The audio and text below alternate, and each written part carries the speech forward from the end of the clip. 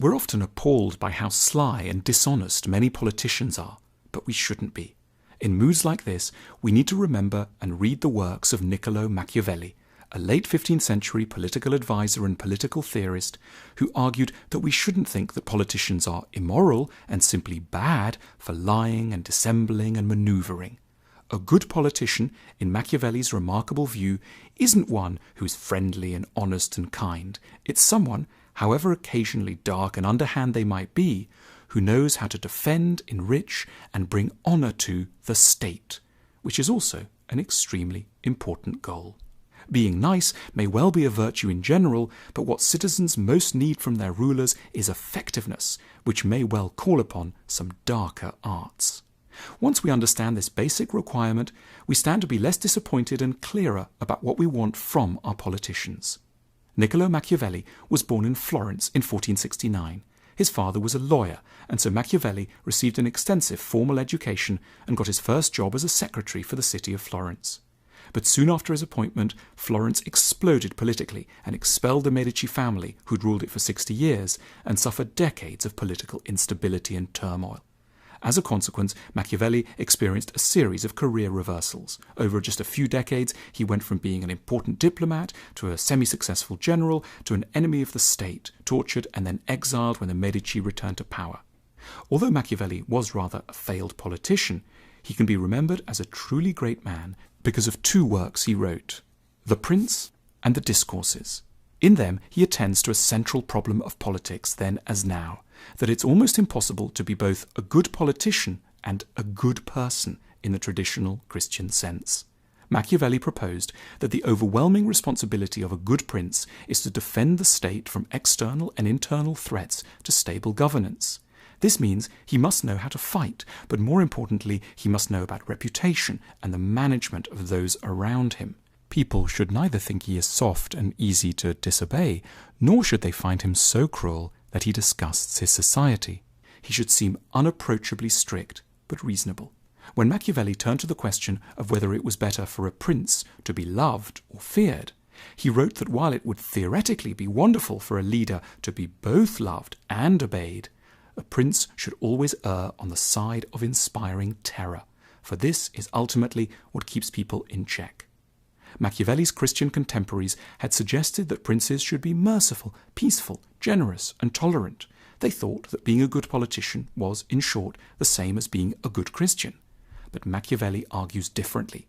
He asked his readers to dwell on the incompatibility between Christian ethics and good governance, and particularly referred to the case of Girolamo Savonarola.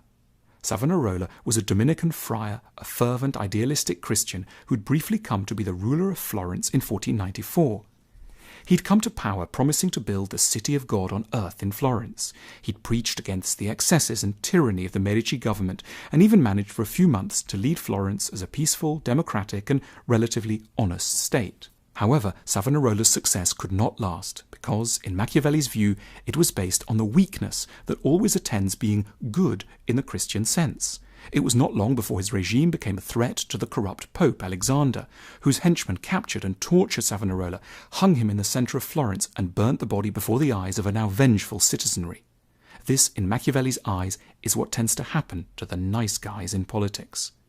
Rather than follow this unfortunate Christian example, Machiavelli suggested that a leader would do well to make judicious use of what he called virtù, virtue. Machiavelli's concept of virtù for politicians involves wisdom, strategy, strength, bravery, and when necessary, ruthlessness. In fact, at one point, Machiavelli uses the deliciously paradoxical phrase criminal virtue to describe the necessary ability of leaders to be cruel in the name of the state and yet still good as leaders. Machiavelli provided some criteria for what constitutes the right occasion for a bit of criminal virtue. Any violence must be strictly necessary for the security of the state. It must be done swiftly, often at night, counselled Machiavelli, and it shouldn't be repeated too often, lest a reputation for mindless brutality builds up. Machiavelli gave the example of his contemporary, Cesare Borgia, whom he admired as someone who knew how to be tough but not too tough, though we might question the criteria Machiavelli used. When Cesare conquered the city of Cesena, he ordered one of his mercenaries, Ramiro de Orco, to bring order to the region, which Ramiro did through swift and brutal ways. Men were beheaded in front of their wives and children, property was seized, traitors were castrated. Cesare then turned on Orco himself and had him sliced in half and placed in the public square, just to remind the townspeople who the true boss was. But then, as Machiavelli approvingly noted, that was enough bloodshed. Cesare moved on to cut taxes, imported some cheap grain, built a theatre, and organised a series of beautiful festivals to keep people from dwelling on unfortunate memories. The Catholic Church banned Machiavelli's works for 200 years because of the force with which he had argued that being a good Christian was incompatible with being a good leader. But even for atheists and those of us who are not politicians, Machiavelli's insights are important. He writes that we cannot be good at or for all things, not only because of our limited abilities and resources, but also because of conflicts within moral codes. Some of the fields we choose, if not politics, then perhaps business or family life, may require what we evasively call difficult decisions, by which we really mean ethical trade-offs. We may have to sacrifice neo-Christian visions of kindness for the sake of practical effectiveness. We may have to lie in order to keep a relationship afloat. We may have to ignore the feelings of certain employees to keep a business going. And that, insists Machiavelli, is the price of dealing with the world as it is and not as we feel it should be. The world has continued to love and hate Machiavelli in equal measure for insisting on focusing our attention on the uncomfortable tension between two things we love and always want to have together but perhaps can't: effectiveness and niceness.